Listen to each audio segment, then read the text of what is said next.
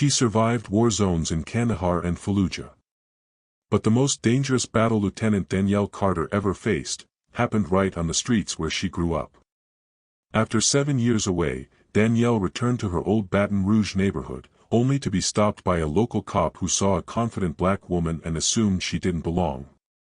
What started as a casual walk home quickly turned into a public power struggle, complete with insults, forceful threats, and the looming threat of handcuffs. But what Officer Simmons didn't know was that Danielle was a highly trained Navy SEAL, and she wasn't about to be bullied. What happened next unfolded in front of dozens of witnesses, and cell phone cameras. And when backup arrived, the truth exploded in a way no one expected. This isn't just a story about justice. It's about pride, power, and what happens when the wrong person tries to control the right one. Stick around to see how it ends, and don't forget to subscribe and share your thoughts in the comments. The late afternoon sun cast a warm, golden hue over the cracked sidewalks of Baton Rouge, Louisiana, as Danielle Carter stepped back onto the street she once called home. It had been 7 years, 7 long, relentless years since she left for the military, and even longer since she buried her mother. Now 40, Danielle carried more than just a duffel bag slung over her shoulder. She carried memories, discipline, and a kind of quiet strength that only comes from surviving places most Americans never dream of seeing. She wore no uniform, no medals, just a plain gray t-shirt, cargo pants, and well-worn sneakers. Still, everything about the way she moved, shoulders squared, chin lifted, eyes steady, told you she was no ordinary woman. She wasn't back for recognition. She just wanted to walk through the neighborhood, breathe the Louisiana air, and feel some piece of the home she'd fought to protect. But in America, even that can be a luxury, especially for a black woman. As Danielle passed a corner store with faded paint and teenagers tossing a basketball nearby, she caught the eye of a patrol car creeping down the block. It was slow, deliberate, the kind of approach that made the hair on the back of her neck stand up. She didn't flinch. She'd seen worse in Mogadishu. Still, there was something chilling about being sized up on your own street. The squad car rolled to a stop beside her. The window lowered with a mechanical hum. "Excuse me, ma'am," came a gravelly voice. "Officer Derek Simmons. White. Mid-40s. Crew cut. Mirrored sunglasses hiding whatever judgment he had already made." Danielle turned calmly, her face neutral. "You live around here?" Simmons asked, voice coated in suspicion. "Yes," she replied coolly, "I grew up on this block." But he wasn't satisfied. He asked for ID, and when she showed him her military identification, proof that she had served this country at the highest level, he scoffed. "Navy SEAL, huh? That's cute," he muttered with a smirk, holding the card like it was counterfeit. That moment hit like a punch. It wasn't just about skepticism. It was about erasure. Danielle had risked her life for the flag he wore on his sleeve. But to him, her black skin outweighed her rank, her training, and her sacrifice. This wasn't about law enforcement. It was about control, an officer using his badge to assert dominance over someone he didn't believe belonged. Danielle could feel it in his tone, his posture, the way his thumb hovered near his holster. To him, she was not a veteran. Not a neighbor. Not a woman walking home. She was a problem to be managed. And as cell phone cameras began to rise and neighbors gathered quietly, one thing became clear: this wasn't just a stop, it was a test. Not just for Danielle, but for everyone watching. Officer Simmons wasn't asking questions to understand, he was searching for a reason to assert control. His eyes flicked over Danielle like she was a riddle he didn't want to solve, just dismiss. "We've had some break-ins around here," he said, feigning casual authority. "Just making sure everything's in order." Danielle knew that line. It wasn't about community safety, it was code. A familiar excuse used far too often in neighborhoods like hers, especially when the person walking down the street was black. "You see me breaking into anything?" she asked calmly, her voice steady, but firm. Simmons didn't like that. The smirk on his face tightened into something colder. "Just doing my job," he muttered, leaning a little further out the window. But this wasn't routine.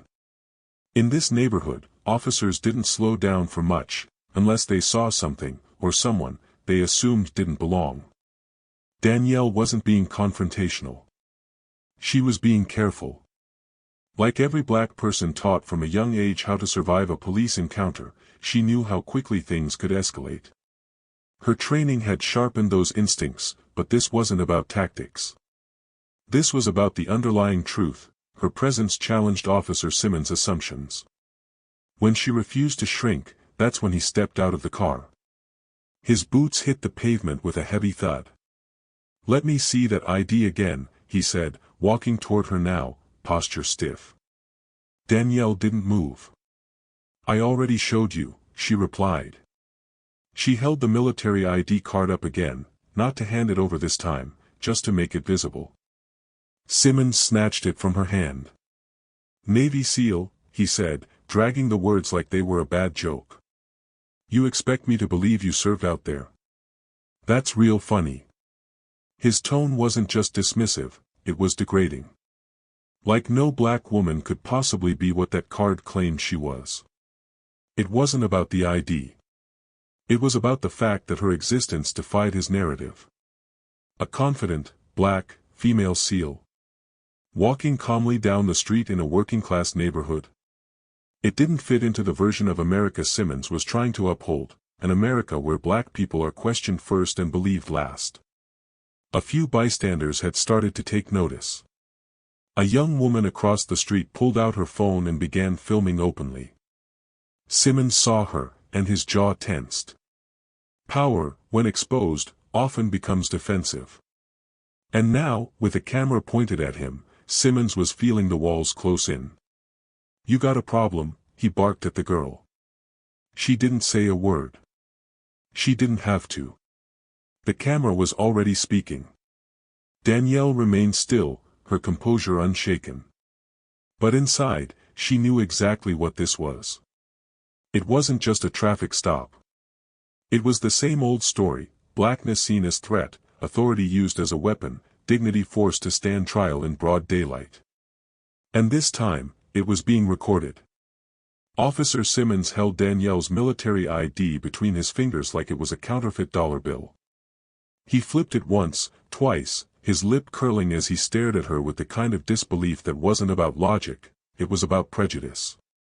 "You really expect me to believe you're a Navy SEAL?" he scoffed. "Come on. You look more like someone trying to play dress-up." Danielle didn't flinch. She'd heard it before, not just from strangers, but sometimes even from fellow servicemen.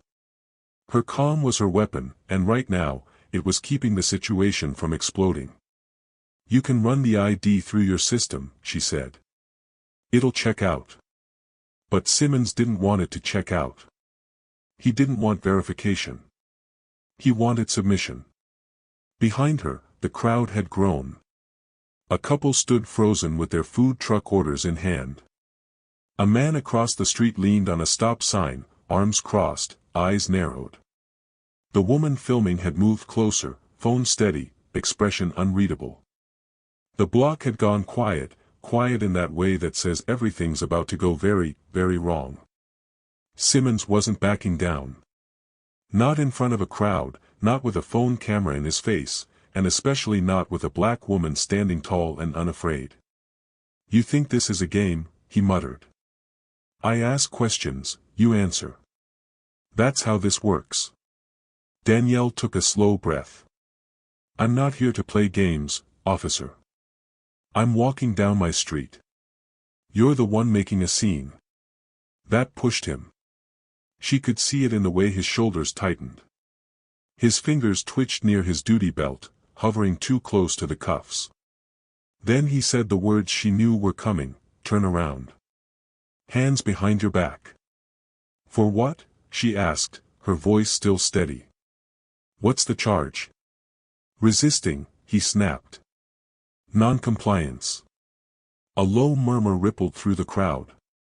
Someone near the corner muttered, "You've got to be kidding." But Simmons wasn't kidding. His pride was on the line, and it was clear he'd rather abuse his power than admit he was wrong. Danielle didn't move. She was trained to assess threats quickly. And right now, the biggest threat wasn't a weapon, it was a fragile ego behind a badge. She had three choices: give in, run, or stand her ground. She chose the third. "If you put those cuffs on me," she said, "you're going to regret it." He smirked, mistaking her words for a bluff. "That a threat?" "No," she replied calmly. "It's a fact." And just as he reached for the cuffs, she pivoted. One smooth step. A simple, deliberate shift. Not violent. Not aggressive. Just controlled. His hand missed. His balance faltered. And to the watching crowd, it looked like he stumbled all on his own. Danielle didn't strike him. She didn't need to. She simply refused to be handled. And in that moment, recorded from every angle, Simmons lost the one thing he had clung to: control. Officer Simmons' hand shot out again, this time faster, angrier, but Danielle was already a step ahead. She didn't retreat. She didn't lash out. She simply moved. Her body shifted with the kind of precision that comes from years of high-level training. She redirected his momentum, turned slightly, and disengaged, leaving him off balance, arms awkwardly flailing for control he no longer had.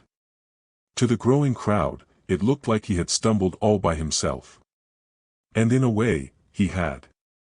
Gasps rippled through the street. "Did you see that?" someone whispered. The young woman filming zoomed in, capturing every humiliating second. A man near the food truck chuckled under his breath. Simmons, red-faced and breathing hard, looked less like a seasoned officer and more like a man unraveling, live and on tape. Danielle stood motionless. Hands loose at her sides. Eyes locked on Simmons. "You assaulted a police officer," he barked, his voice loud enough for the cameras, but shaky underneath. "No," Danielle said, "I avoided unnecessary contact." He stepped closer again, but now the crowd was no longer passive. Murmurs turned to words. People were speaking up. "She didn't touch him. He's the one getting loud. You're embarrassing yourself, man." Simmons heard it all, but he was too deep in his own pride to back down. He reached for his radio, his fingers fumbling across the buttons. "Dispatch," he said sharply, "I need backup, suspect is uncooperative." The word hung in the air like smoke. Suspect. In that moment, Danielle Carter, a decorated Navy SEAL, was being labeled as a threat. Not for committing a crime. Not for resisting. But for refusing to be humiliated. "You really want to do this?" she asked, her voice calm, her posture unchanged. "You made the mistake," Simmons snapped, "when you thought you could walk away from me." He moved forward, too fast, too close. His hand went for the cuffs again, and that's when Danielle's training fully took over. In one seamless motion, she deflected his arm, caught his wrist mid-air, and turned it, gently, but firmly, into a hold that left Simmons immobilized, bent, and completely at her mercy. She didn't apply full force. She didn't need to. Her message was clear: you cannot control what you do not understand. The silence was deafening. Simmons was breathing hard now, struggling to process what had just happened. He wasn't injured, but he was exposed. Onlookers stared, phone steady. This wasn't a scuffle. This was a reckoning. Danielle let him go, and he stumbled forward, barely catching himself. The moment was captured from every angle. A wave of disbelief and awe moved through the crowd. "That man just got flipped by a woman half his size," someone said, barely containing a laugh. But it wasn't about size. It wasn't about strength. It was about power, and how quickly it collapses when built on arrogance and racism. The crowd was still buzzing when the second patrol car pulled up. Its tires crunched against the pavement as the door swung open and out stepped Sergeant William Burke, gray-haired,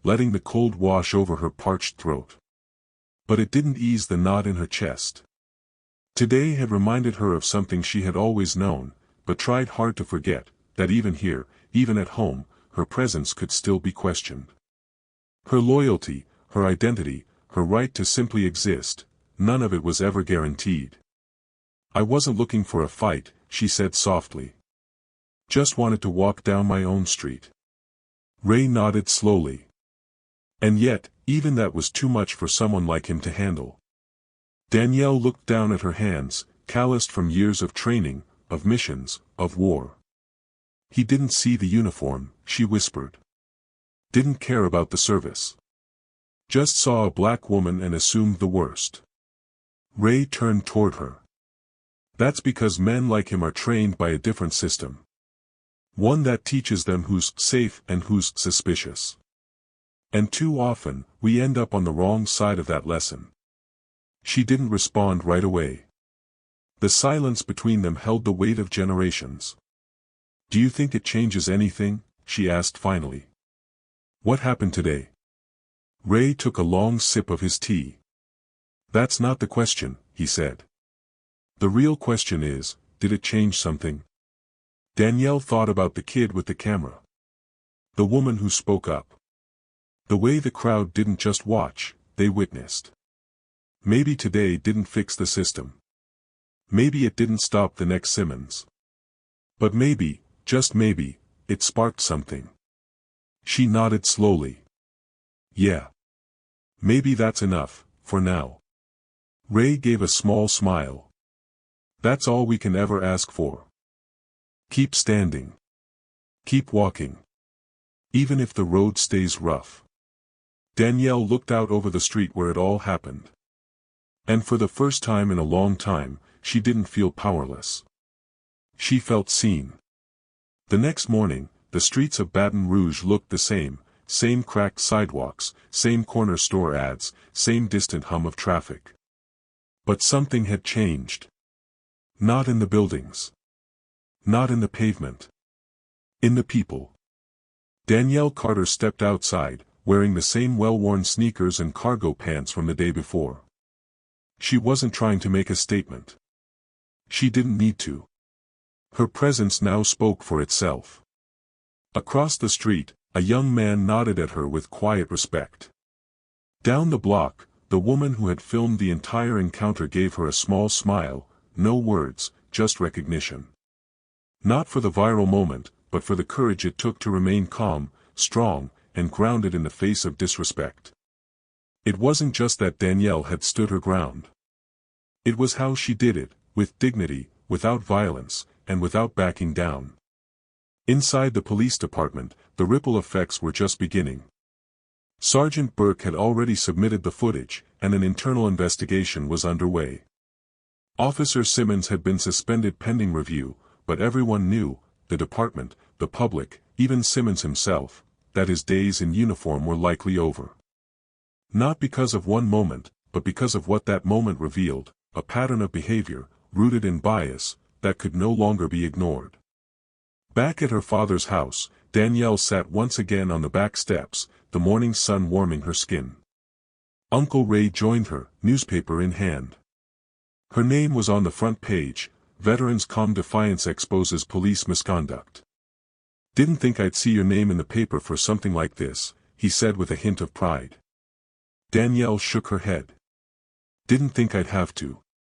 Ray sipped his coffee. "You know what your dad used to say, pick your fights. Win the ones that matter." She smiled at that. He was right. She hadn't thrown a punch, hadn't raised her voice, but she had won. Not just over Simmons, but over the narrative that said women like her didn't belong in uniforms, or didn't have the right to walk through their own neighborhood without being questioned. As the wind stirred the magnolia trees, Danielle stood up. She wasn't done. There would be more battles, some quiet, some loud, but she'd keep walking. Not out of anger. Out of purpose. Because the truth is, real change doesn't come from shouting the loudest. It comes from showing up, again and again, with truth, with calm, with courage. And sometimes, the strongest protest is not backing down.